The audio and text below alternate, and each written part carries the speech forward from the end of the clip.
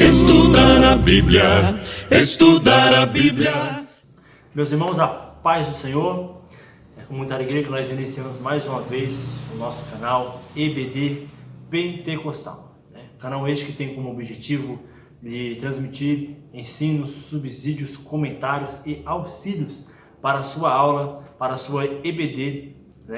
E nós temos aí alguns objetivos nessa lição de hoje.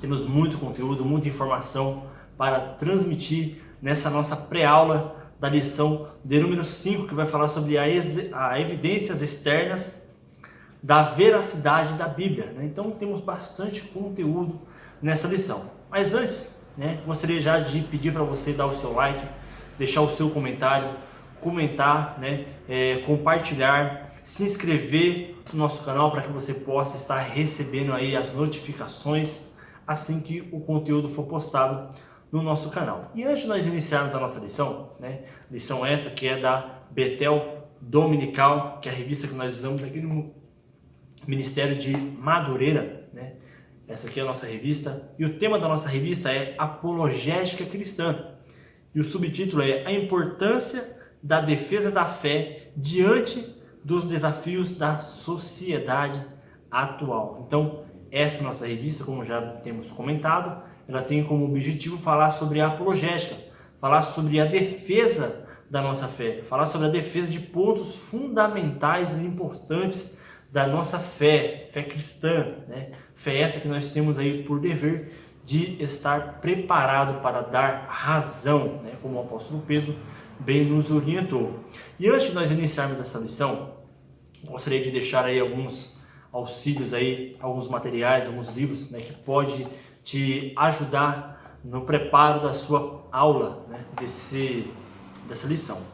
Primeiro é este livro aqui, que fala sobre a Bíblia e a arqueologia. É um livro muito bom que vai ajudar você na sua lição, na sua aula. Fala sobre a arqueologia bíblica, vai falar sobre a importância da arqueologia, vai falar sobre o que a arqueologia tem contribuído para a veracidade de textos, de passagens e muitas coisas que estão relacionadas com a Bíblia e com as pesquisas, as escavações, vai te ajudar bastante.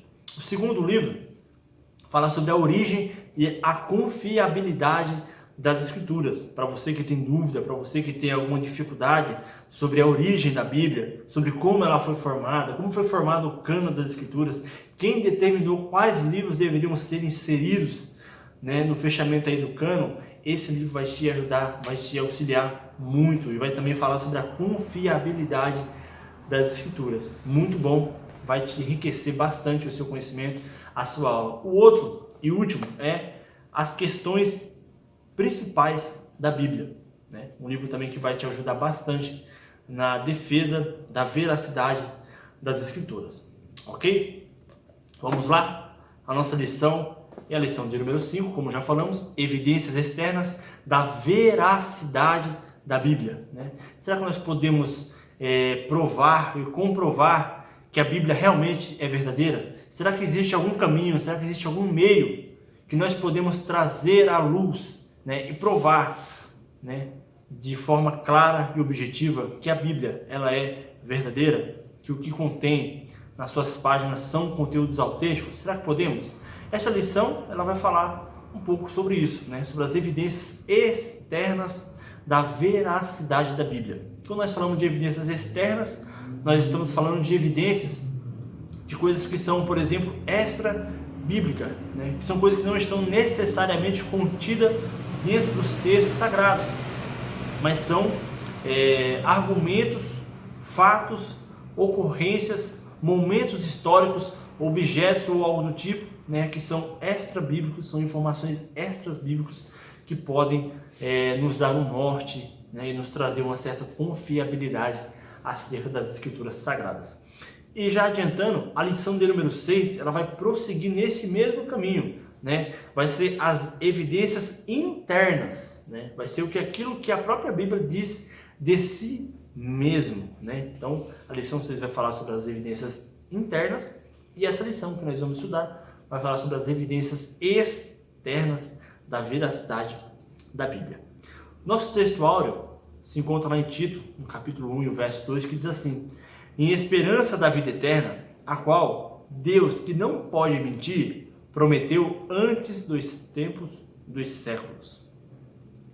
A nossa verdade aplicada, como Deus não pode mentir, e a Bíblia é a palavra de Deus, então devemos crer na exatidão das Sagradas Escrituras. Nós temos alguns objetivos nessa lição. Primeiro, estudar o valor da arqueologia e sua contribuição para o contexto bíblico. Segundo, mostrar que os relatos bíblicos dos grandes impérios são historicamente verificáveis. E por último, verificar provas biográficas da veracidade dos relatos bíblicos. Então, nós vamos estudar, vamos mostrar e verificar muitas coisas para trazer ali a veracidade das Escrituras. A nossa introdução vai falar sobre a veracidade da Bíblia Sagrada. Nós vimos aí falando acerca da defesa da fé, e nas últimas lições nós falamos sobre Deus, sobre a pessoa de Deus. Falamos sobre a criação, falamos sobre um Deus que é criador, né? Falamos de um Deus que se relaciona na nossa última lição. E é muito importante, né? E no final da nossa pré-aula anterior, foi falado sobre o Deus que se comunica, o Deus que se relaciona, o Deus que se revela para o seu povo, para o homem, para os seus servos. E Deus, ele se revelou, né, de várias maneiras ao homem. E uma das formas a qual Deus deixa claro, né, o acesso a Ele, a comunicação a Ele, é através da sua própria palavra, né? E nós entendemos o quê? Que é inconcebível, uma vez provada a existência de Deus, com uma visão verdadeira deste Deus, conforme acredita o teísmo, que o homem fique sem uma orientação e de preferência por escrito. Então, quando nós entendemos que Deus ele existe, né, quando o homem ele tem essa compreensão de que Deus ele existe, de que Deus é verdadeiro e de que Deus ele se relaciona com o homem e de que de alguma forma Deus ele se comunica com este homem, nós entendemos que este homem ele precisa de uma orientação, ele precisa de um norte, ele precisa de um rumo, ele precisa ser guiado, ele precisa ser orientado pelo seu Criador, pelo seu Deus. E este Deus deixa o quê? Deixa a sua palavra para orientar o homem, para guiar o homem, para levar o homem para os caminhos ao qual ele quer que o homem caminhe, para o lugar aonde ele quer que o homem chegue. E o homem vai chegar através do quê? Através da palavra de Deus. Vai ser guiado pela palavra de Deus. Deus, então, ele deixa a sua palavra. Deus, então, ele criou um método, ele criou uma maneira, né? Ele usou pessoas, inspirou homens para trazer os textos, né, que nós temos hoje como textos aí autênticos, né? Os cânones, tanto do Antigo quanto do Novo Testamento, ao qual tem guiado, né, gerações, né, ano após ano, nos caminhos de Deus. E nós entendemos que é inadmissível que Deus guie o homem pelo caminho do erro. Portanto, é esperado que Deus se revele às suas criaturas e oriente o caminho correto a ser seguido pelo homem. Deus jamais vai guiar o homem por um caminho errado. Não, ele deixou a sua palavra para que o homem prossiga caminhando em retidão, né? Guiado por sua palavra, né? E no decorrer do tempo a gente vai ver que a palavra de Deus ela vem sofrendo, né? Sofreu e vem sofrendo alguns ataques, vem sendo questionada, né? Por longos tempo já, né? Vem sendo questionado, vem sendo colocada à prova a sua veracidade. Nós vamos ver períodos na história, né? Quando surge o iluminismo, quando surge, por exemplo, a teologia liberal, quando surgem aqueles que são chamados de racionalistas, né? Que colocam à prova os textos sagrados, né? Que colocam aí em dúvida, né? Muitos acontecimentos que são registrados na palavra de Deus. Nós vamos ver que há uma necessidade de se fazer uma defesa, né, em favor da palavra de Deus, em favor dos escritos da palavra de Deus, né, no decorrer de muitos ataques do iluminismo, do racionalismo, da teologia liberal, né, que vem trazer aí umas novas interpretações, novas maneiras de se compreender a Bíblia, de se estudar a Bíblia. vem trazendo muita dificuldade em relação aos textos bíblicos. E com isso surge o quê? A necessidade, né, de se cada vez mais buscar provar a autenticidade da Bíblia. Que a Bíblia, ela não é somente um livro que contém palavras, né, que contém apenas histórias, não, mas ela é a palavra de Deus. Nessa lição, nós vamos aí ver muito sobre a questão da arqueologia, né? Na nossa lição, a gente vai ver aí, em alguns tópicos, a gente vai ver, por exemplo, a contribuição da arqueologia para a veracidade da Bíblia. O que a arqueologia pode e tem feito, né, para nos ajudar nessa questão de defesa da nossa fé e da palavra de Deus. A gente vai ver, né, muito sobre isso. E antes disso, vamos definir o termo, né, arqueologia. O que é arqueologia? A arqueologia é uma disciplina que se ocupa da investigação dos indícios ou vestígios, né, de civilizações e culturas passadas. Então, a arqueologia ela tem esse objetivo de investigar, de buscar objetos, buscar vestígios, buscar civilizações antigas, e dentro dessas pesquisas, dentro dessa busca, trazer ali à luz, né, fatos que podem nos esclarecer muitas coisas.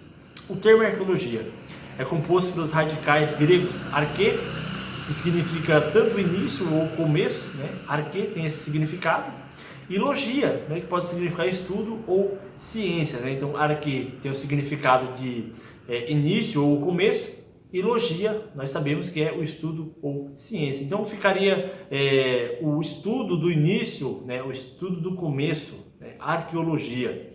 As investigações arqueológicas têm por objetivo principal fornecer subsídios materiais com datação temporal precisa para a reconstrução do passado humano. Por isso, essa ciência é tão importante para outras disciplinas como a história e a antropologia. Então, nós vamos ver que a arqueologia ela tem contribuído bastante para o homem, para a ciência e para tantas outras vertentes do conhecimento humano, assim como a história, assim como a antropologia, né, contribui, a arqueologia também, né? As civilizações passadas, esses estudos do passado têm contribuído muito, né? Assim sendo, né, a obtenção de informações sobre esses elementos pela arqueologia é de vital necessidade para compreendermos, né, como os seres humanos realizavam suas atividades e construíam seu espaço, né, em tempos remotos. Então a gente vai ver que nós começamos a entender como algumas pessoas viviam, né, no passado. Nós vamos ver como algumas civilizações, por exemplo, se comportavam, agiam, qual era a cultura, qual era o costume de alguns povos antigos. A gente vai ver tudo isso, né, a partir do quê? A partir de escavações, a partir de pesquisas, a partir de achados, né, que a arqueologia tem encontrado no decorrer da história. Os sítios, né, chamados sítios arqueológicos, são os locais onde se realizam os estudos de arqueologia. Eles são considerados áreas de patrimônio, né, onde é possível obter uma larga quantidade de informações acerca de práticas, valores e estrutura das sociedades antigas. Então, esses lugares são muito importantes para o estudo da arqueologia. E a nossa lição ela vai se deter no quê? Na arqueologia bíblica, ou seja, é um ramo da arqueologia especializado em estudo dos restos materiais relacionados direta ou indiretamente com os relatos bíblicos e com a história das religiões judaico-cristãs. Então, a arqueologia, né, de modo geral, ela vai estudar, de um modo geral, todas as civilizações, os povos, né, muitos outros achados.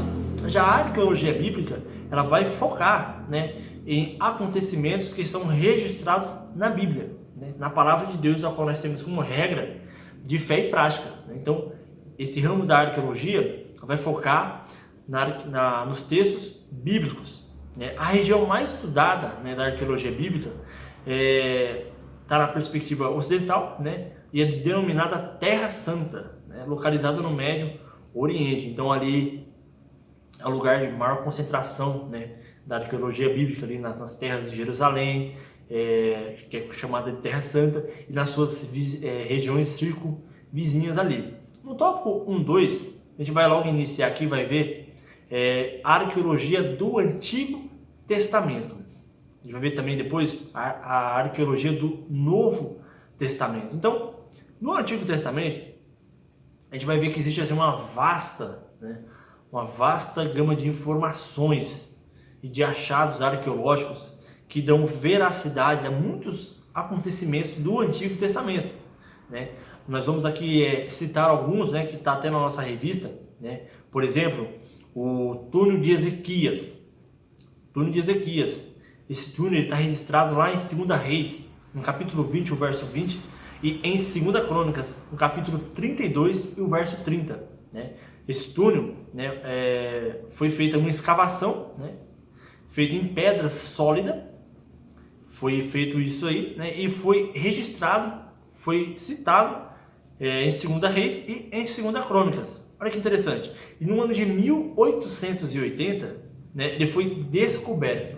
Olha que interessante. A Bíblia relata esse túnel, relata essa escavação, relata que foi feito um túnel nesse período, no tempo aí bíblico, e passados muitos anos, vem aí a veracidade, vem a autenticidade da existência real deste túnel. Então, para aqueles que dizem que a Bíblia é um conto de fadas, é uma fábula, é um mito, né, é um monte de história sem nexo da invenção da cabeça de homens, né, para as pessoas que trazem descredibilidade para a palavra de Deus, dizendo que ela é mentira, dizendo que ela é mentirosa, né, esses argumentos eles não se sustentam diante até dos próprios argumentos seculares.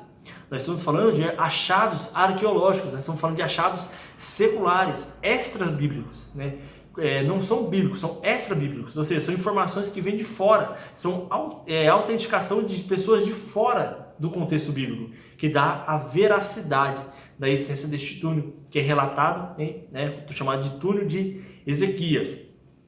Tem também uma cidade chamada Esbom. Essa cidade é interessante que ela é citada 38 vezes na Bíblia, né? Talvez alguém possa achar, né, que a Bíblia não tem veracidade, que ela cria, né, personagens fictícios, ela cria lugares, ela cria ambientes, ela cria tudo que está nela. Não, essa cidade ela existiu e ela também foi encontrada e ela foi citada inúmeras vezes, né? Foram listadas 38 vezes que ela é citada na Bíblia Sagrada. Ela hoje é conhecida como Esbom, né? Também foi achado peças de cerâmicas datadas de 900 antes de Cristo, né? Foram encontradas no local a Sera Baal, né? E foram encontradas ali peças de cerâmicas, foram encontradas estatuetas, né? Ídolos de Baal, foram encontradas nesse lugar, esculpida em pedra calcária, datada de cerca de 1650 anos antes de Cristo. Ou seja, esses três argumentos, o túnel de Ezequias, a cidade de Esbom e todas essas peças de cerâmicas que são datadas de tempos muito antes de Cristo, né, são coisas que têm trazido aí veracidade para os textos da palavra de Deus. Ou seja, não foi invenção do homem, não foi coisas criadas na cabeça dos profetas ou de quem que seja que tenham relatado os textos bíblicos. Não, isso é comprovado cientificamente. A arqueologia tem trazendo aí grande contribuição, né, com esses achados aí, trazendo a luz, trazendo clareza. Há muita dúvida, né, para o povo aí que traz aí dúvidas e questionamentos. Tem também alguns achados, né, muito conhecidos, né, por exemplo, os tesouros de Tutankhamon. Esses tesouros eles são muito importantes para a arqueologia. Tutankhamon, né, é conhecido como um jovem praticamente quase anônimo, né? Foi um faraó que morreu muito jovem, né? Muito jovem, entre 18 e 19 anos. E os seus artefatos encontrados em sua tumba encantam visitantes do mundo inteiro, né? E talvez alguém possa estar se perguntando qual a relação, né, desses achados antigos de um jovem faraó que morreu há tanto tempo. O que tem a ver isso, né, com textos da palavra de Deus, né? O que veracidade isso traz para os textos da palavra de Deus? Mas é bem interessante. Esses achados nos dão uma melhor compreensão de alguns textos antigos, né? tanto do Antigo Testamento quanto do Novo Testamento. Por exemplo, se você pegar a sua Bíblia e você ler lá no Salmo 110, o verso 1, vai estar escrito assim, ó: Disse o Senhor ao meu Senhor, assenta-te à minha mão direita, até que ponha os teus inimigos por escabelo dos teus pés. Esse texto é um texto que praticamente todos nós conhecemos. E a parte final desse texto aqui, quando ele fala assim, que colocaria os inimigos, os teus inimigos, por escabelo dos teus pés, é interessante que nos paira uma dúvida. O que é escabelo? O que seria escabelo dos teus pés? E é interessante que dentro dos achados, dentre muitos dos tesouros achados, né, de Tutancâmon, algo nos chama muita atenção, que é o seu trono, né, que estará aí aparecendo aí na sua tela. O trono onde ele se assentava, ele tinha 2 tronos, tinha um que ele usava só para passeio e tinha um que era um trono, como fosse um trono oficial. E no seu trono, você pode ver na imagem aí, você vai ver que tem embaixo, né, na parte de baixo tem como se fosse um caixote, onde tem a imagem de vários personagens, várias pessoas, né, desenhadas nesse caixote. E é interessante que justamente nessa parte, nessa região aí, é chamada de escabelo. Exatamente este lugar é chamado de escabelo. E é exatamente neste lugar em que o rei colocava os seus pés. E era algo que simbolizava a vitória, né, sobre os seus inimigos. Quando ele colocava os pés, né, dele neste lugar, era como se ele estivesse ali humilhando os seus inimigos e declarando que ele era vitorioso sobre qualquer adversário. Por quê? Porque eles estavam debaixo dos seus pés, ou seja, debaixo do escabelo dos seus pés. Olha que interessante, como agora fica muito mais claro o Salmo 110, não é? Também temos os seus chinelos, né, ou as suas sandálias também, que também está aparecendo aí na sua tela. Você pode ver que tem aí, né, desenhos de alguns personagens que são os inimigos do faraó, e também representava também, da mesma forma, quando o rei colocava esses chinelos nos seus pés, com os desenhos dos seus inimigos ali desenhados no solado, você vai ver que ele também representava o quê? Que estava derrotando os seus inimigos, ou seja, que ele era vitorioso sobre os seus inimigos. E o que isso tem a ver com a palavra de Deus? Lá em Hebreus 10, 13 tem um texto que diz assim, ó: daqui em diante, esperando até que os seus inimigos sejam postos por escabelo dos seus pés. Olha que interessante, tanto o escabelo quanto ali as sandálias do faraó tem ali uma certa importância, e quando nós estudamos isso, traz uma clareza maior acerca de alguns textos da palavra de Deus, ou seja, tudo aquilo representava a superioridade do faraó sobre os seus adversários, quando ele falava dos escabelos, né, debaixo dos pés, ou quando fala de esmagar debaixo dos pés, tem todo esse aparato, né, de ideia, que fica muito mais claro para nós agora a palavra de Deus diante dessas curiosidades, né? Então veja a importância, né, da arqueologia para o estudo de vários textos da palavra de Deus, ou seja, esses achados antigos, ele traz luz e veracidade a muitos textos, né, e nos faz compreender de forma melhor. Talvez nós nunca tenhamos pensado, né, ou talvez não temos nos deparado ou nos debruçado a tentar entender o que significava esses cabelos dos nossos pés, mas agora ficou um pouquinho mais claro, né? No tópico 2, vai falar sobre os relatos bíblicos dos grandes impérios. Antes de prosseguirmos, no tópico 1, nós falamos sobre a contribuição da arqueologia, né? Contribuição da arqueologia. Agora, nós vamos ver os relatos bíblicos dos grandes impérios. Nós sabemos que durante a história houve vários impérios muito poderosos, muito grandes, né? E no decorrer da história, a gente vai ver que esses impérios, muitos deles sucumbiram, né? Desapareceram, mas a arqueologia, né? Tanto a arqueologia do modo geral, a arqueologia bíblica, né? Especialização bíblica, tanto uma quanto a outra, vai nos trazer à tona, vai nos revelar que realmente esses impérios, eles existiram, e eles não estão relatados na Bíblia à toa. Não foi algo criado ou inventado dos autores bíblicos. Vamos inventar o Império Egípcio. Não, esses impérios realmente eles existiram. E isso é comprovado tanto cientificamente como historicamente. Os livros de história seculares, eles vão dar veracidade acerca desses impérios. O primeiro império é o Império Egípcio, né? O Egito, depois da Palestina, é a terra mais salientada da Bíblia. Por exemplo, se fosse algo... As histórias dos egípcios se entrelaçam em vários momentos com a do povo israelita, né? Desde a chegada de Abraão ao Egito, até quando José e Maria, por orientação do Senhor, descem para lá, né? O Egito encontra-se presente como uma nação poderosa e temida. Então você vai ver que o Egito faz parte e se entrelaça com muitos relatos e personagens bíblicos, tanto com Abraão quanto Maria e José, né? E até o próprio José, filho de Jacó, também tem uma passagem ali pelo Egito, né? Então os textos da palavra de Deus vão dar a veracidade da existência desse império, né? A nação egípcia, dentre todos os legados deixados para a humanidade, destacou-se nas seguintes áreas: o aprimoramento da geometria e matemática, a arquitetura e a astronomia e escrita. Então essas são as contribuições, né, dos impérios. O Império Egípcio tem essa contribuição geométrica, matemática, arquitetura, astronomia e escrita. E esse império, ele realmente existiu. Depois nós vemos aí o Império Assírio.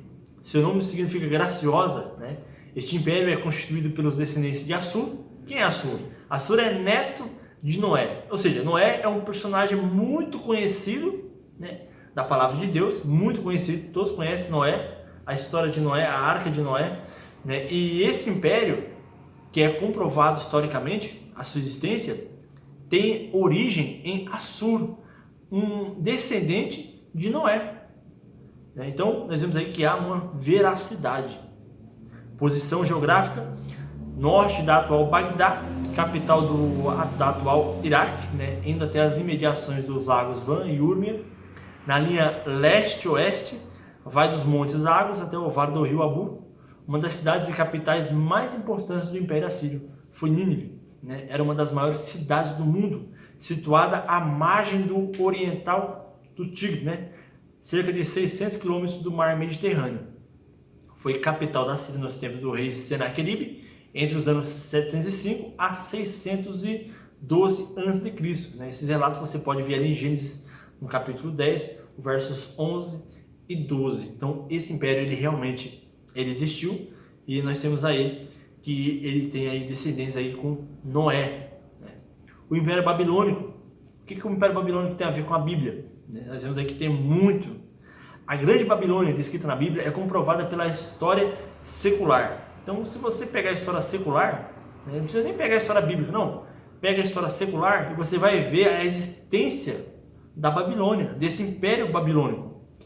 Na terceira deportação dos judeus, né, um povo bíblico, um povo que está relatado na palavra de Deus, né? Então esse povo, ele existiu. Os exércitos babilônicos destruíram Jerusalém e levaram os sobreviventes para a Babilônia, onde receberam um tratamento cruel, em cumprimento à palavra profética de Deus, né? Justamente quando o exílio de 70 anos de Judá estava para terminar. Com o tempo, Babilônia se tornou um monte de ruínas, exatamente como descrito na Bíblia. Então, ela se tornou aquilo que a própria Bíblia disse que aconteceria com ela, que ela se tornaria em ruínas. E hoje a história secular ela comprova que realmente ela existiu e que ela hoje ela é aquilo que a palavra de Deus disse que ela seria, ou seja, um monte de ruínas. Teve a sua contribuição, Deus a usou, né, para, de uma forma bem objetiva, trazer uma correção para o seu povo, mas logo em seguida ela teve o seu fim, como foi predito, né, pelo profeta. O Império Babilônico e a Bíblia ainda, né, o Império Babilônico desempenhou um papel importante na história bíblica, tornando possível comparar o que as escrituras dizem sobre ela com fontes seculares. O Império Medo-Persa também é um império muito forte, né? E também temos aí relatos desse império, por exemplo, em Daniel 5. No auge do Império Medo-Persa, detinham o domínio de 127 províncias que ocupavam os territórios desde a Etiópia até a Índia. Isso equivale ao território atual de 14 países. né? Veja então que não é um império qualquer, não era um império qualquer, era um império muito forte, grande, né?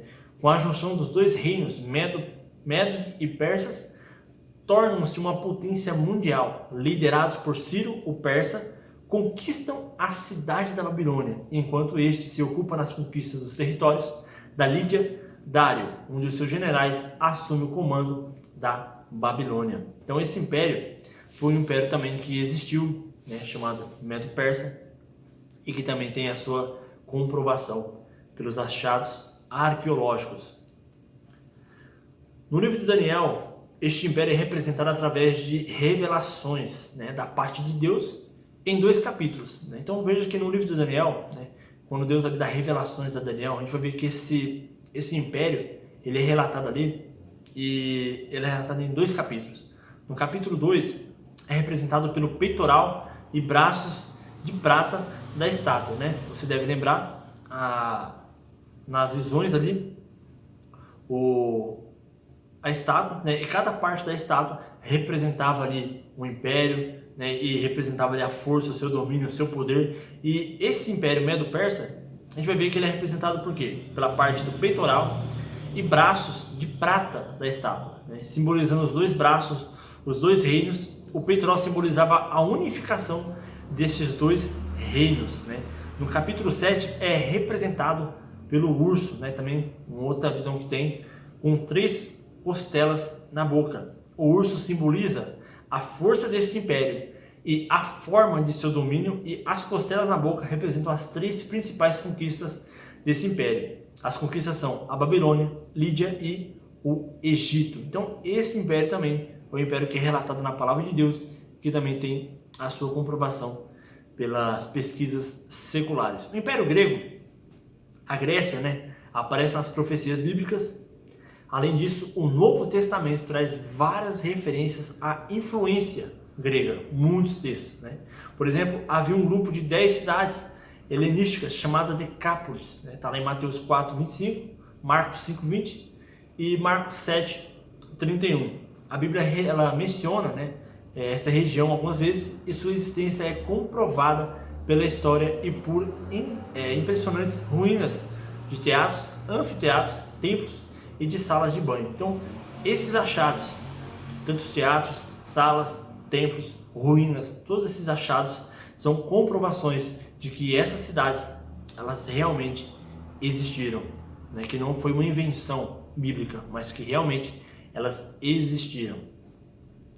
Nós vamos ver também as provas biográficas dos relatos bíblicos, ou seja, quais foram as biografias produzidas e quais dessas biografias nos traz relatos ou provas, né, de autenticidade da Bíblia. Então, nós vemos aí contribuições arqueológicas, nós vimos aí que alguns impérios que foram achados e atestados pela história também são comprovações de que o que está escrito na Bíblia é verdade, né, e ela é palavra de Deus, e a palavra de Deus não mente. Deus, ele não mente, né? Então, nós vamos ver também provas biográficas, algumas biografias, textos que trazem aí em seus relatos veracidade, né?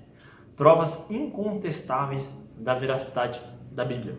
O maior e melhor e mais confiável documento de todos os tempos é a Bíblia. Ou seja, ela mesma, por si só, é um grande documento de veracidade de si mesmo, né? Ela, se formos ver, né, e pensar, ela não precisa de defesa. Ela, por si só, ela se defende, ela sabe se defender, né? Suas afirmações são continuamente confirmadas, como mostra o artigo a seguir. Novas escavações, achados arqueológicos, escritos antigos, descobertas surpreendentes e avanços no conhecimento científico confirmam o que a Bíblia diz. Um recente documentário da BBC comprovou que o êxodo dos israelitas do Egito foi real. Ou seja, algo que alguém pode pensar que não foi verdadeiro, né?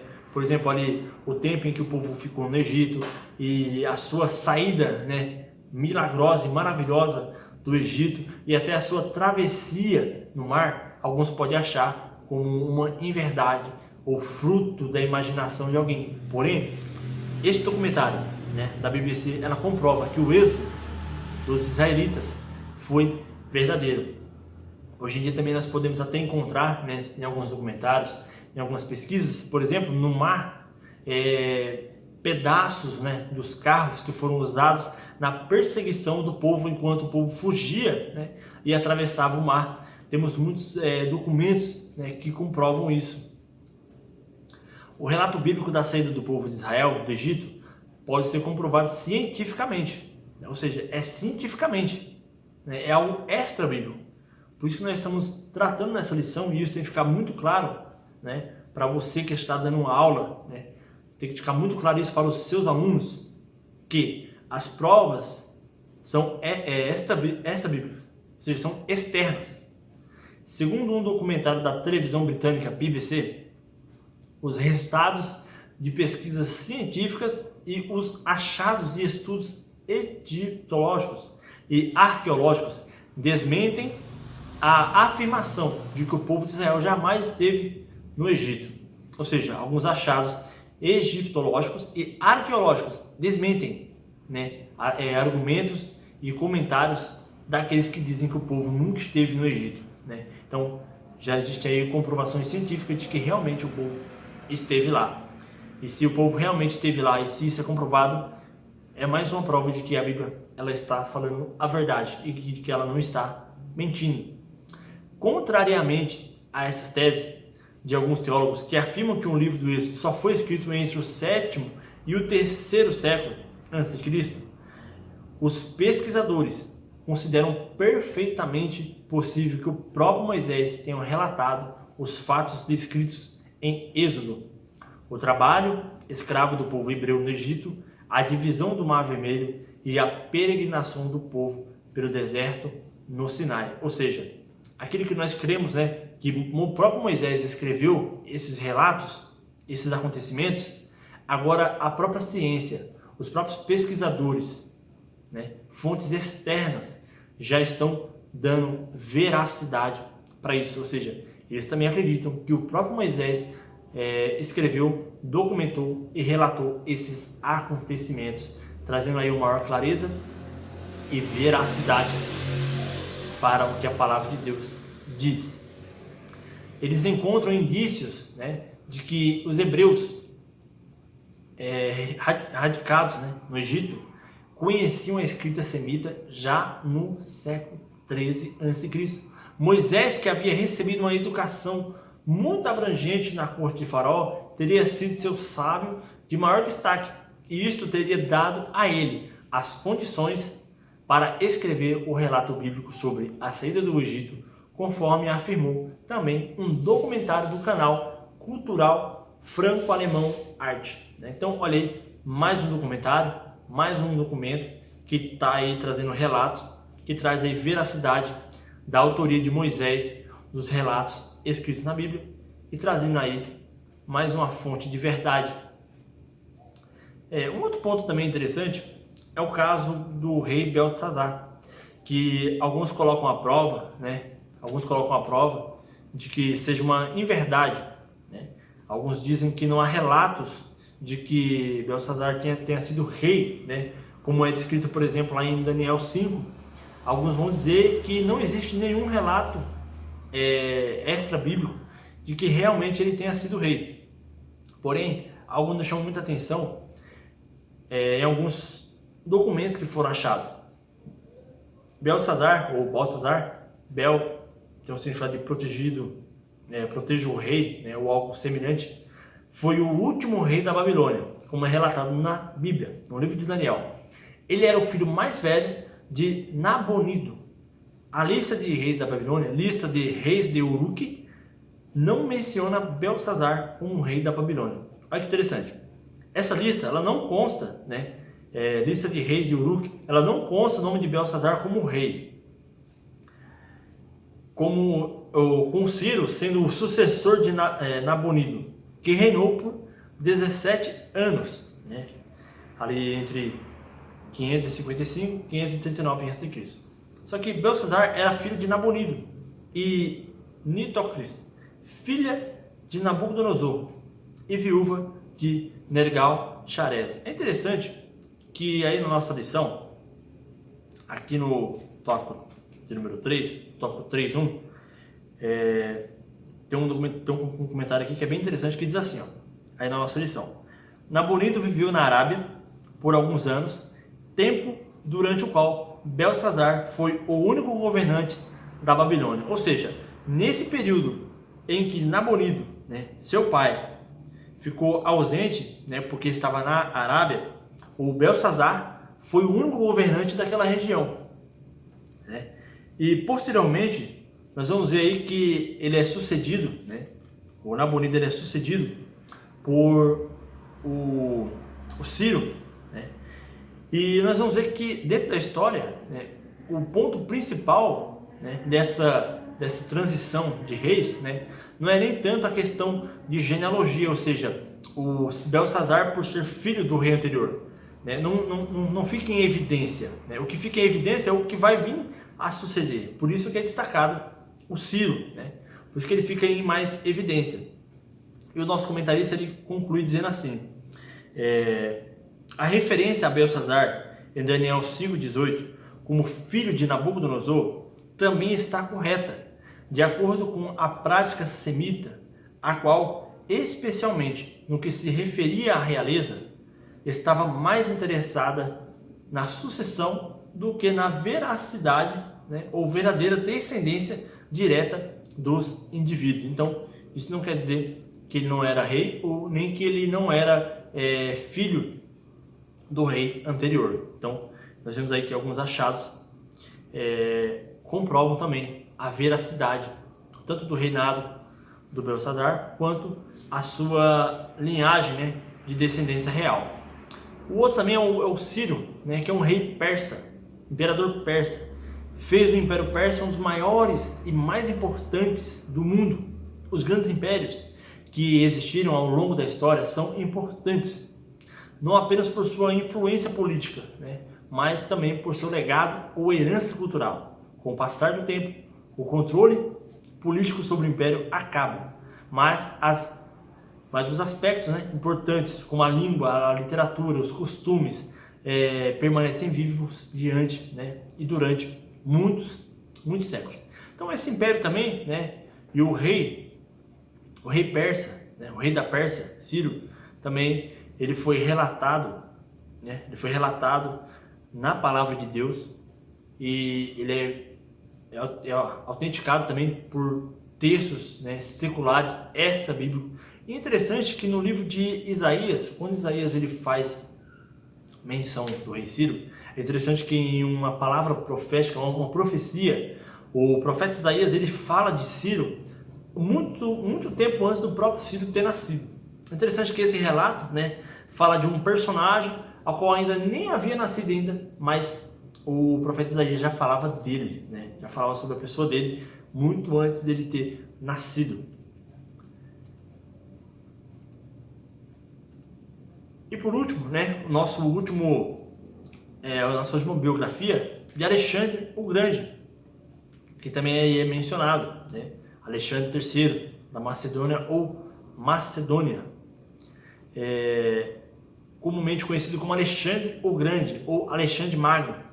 Em grego clássico foi rei Basileu do reino grego antigo da Macedônia e um membro, né, da dinastia Argeada. Nascido em Pela em 556 a.C., o jovem príncipe sucedeu a seu pai, o rei Filipe II, no trono com 20 anos de idade, né?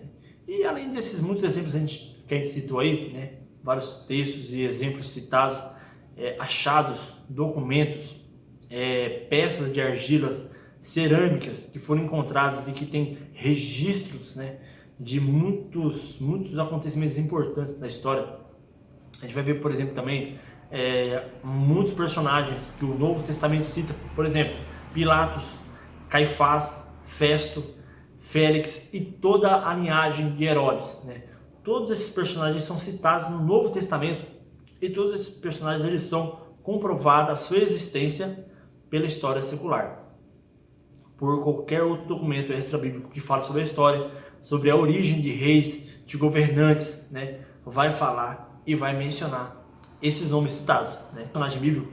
Se algum dos personagens tivesse falado algo que não tivesse contido, né, na história desses homens, alguém os teria denunciado de inverdade. Porém, não é isso que nós vemos, né? Nós não vemos ninguém contestando, por exemplo, sobre a vida de Pilatos, né, sobre aquilo que é relatado na Bíblia acerca de Pilatos, de Caifás, de Festo, de Félix, e nenhum desses outros personagens, né? Muito pelo contrário. E para concluirmos, nós vemos aí que nós não cremos, né? Nós não cremos na Bíblia simplesmente pelos fatos, né, que a arqueologia ela nos diz. Muito pelo contrário, né?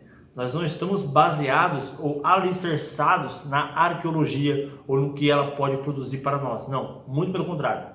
Nós estamos alicerçados naquilo que Deus diz, na sua palavra, né? Simplesmente nós utilizamos dessa ferramenta, né? Dessa ferramenta que auxilia, que traz mais clareza e autenticidade para os textos bíblicos e para a veracidade da palavra de Deus, né? Então, essa foi a nossa lição, essa foi a nossa pré-aula da nossa revista, da nossa lição da nossa escola bíblica dominical, a lição de número 5, que tratou sobre as evidências externas da veracidade da Bíblia Sagrada. Então, se você procura alguns argumentos que comprovem a existência e veracidade da Bíblia Sagrada, nós temos aí um monte, né, de subsídios aí que pode nos auxiliar e nos orientar, né? E essa foi mais uma lição da nossa revista. Que essa revista possa te ajudar, que essa pré-aula também possa te auxiliar no preparo da sua escola bíblica dominical, daquela aula abençoada, que você possa ter, né, uma aula abençoada, que você possa estar transmitindo conhecimento da parte de Deus, que você possa enriquecer, né, a sua aula e enriquecer ainda mais, né, o conhecimento dos seus alunos e daqueles que te ouvem, né, e que essa aula possa vir a te abençoar muito, né? E esse foi mais um EBD Pentecostal comigo, Jonas Alves. Vem com a família pra IBD.